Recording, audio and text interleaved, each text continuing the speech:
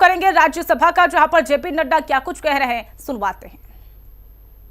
और संवैधानिक दृष्टि से जो संसदीय मर्यादाएं हैं उनका उल्लंघन हुआ है वह सच में निंदनीय है। It is condemnable. प्रजातंत्र में सबको अपनी बात रखने का अधिकार है, लेकिन प्रजातंत्र एक व्यवस्था में चलता है और जब व्यवस्थाएं अपनी मर्यादाएं लांघ जाती हैं तो प्रजातंत्र पर बहुत बड़ा आघात होता है।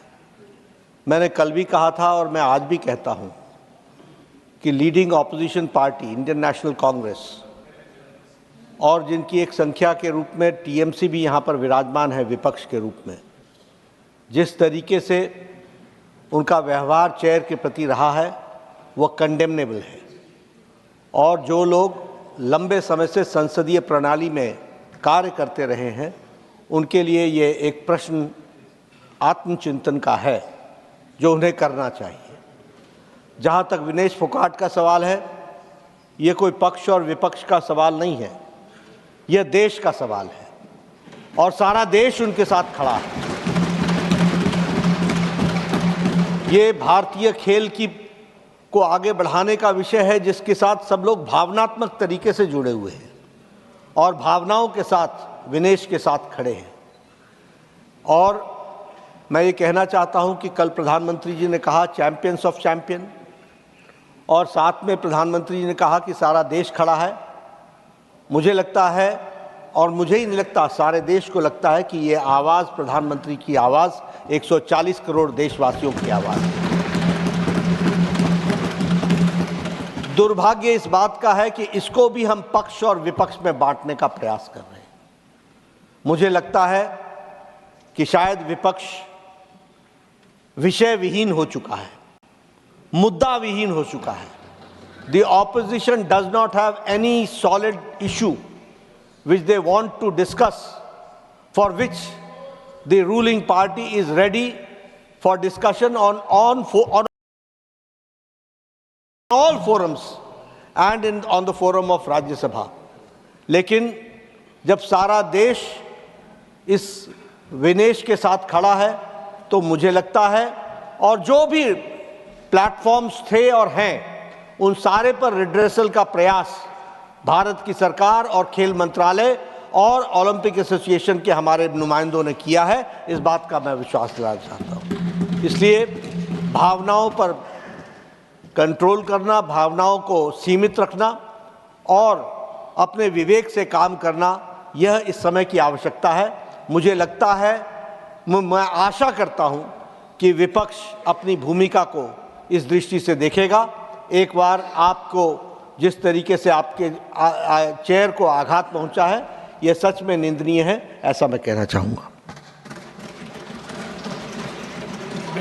Will you take your seat? मैं बोल रहा हूं, टेक योर सीट। बैठिए, एक बार बैठिए,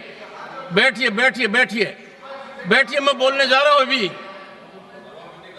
माननीय सदस्यगण, इस पवित्र सदन को अराजकता का केंद्र बनाना, भारतीय प्रजातंत्र के ऊपर कुठाराघात करना, अध्यक्ष की गरिमा को धूमिल करना, शारीरिक रूप से चुनौतीपूर्ण वातावरण करना, ये अमर्यादित आचरण नहीं है। ये हर सीमा को लंघित करने वाला आचरण है। ये सदन इस समय देश की रूलिंग पार्टी के अध्यक्ष को यहां सदन के नेता के रूप में देख रही है। यह सदन इस समय प्रतिपक्ष दल के राष्ट्रीय अध्यक्ष का भी उपस्थितियां देख रही है, प्रतिपक्ष के नेता के रूप में। कांग्रेस पार्टी की वरिष्ठतम नेता भी सदन के सदस्य हैं। जो मैं हाल के दिनों में देख रहा हूं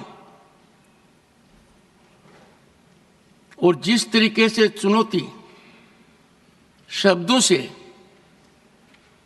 पत्र के द्वारा, अखबार के माध्यम के द्वारा, एक प्रमुख अखबार, नाम नहीं लेना चाहता, कितनी गलत टिप्पणी की है मैंने देखा है।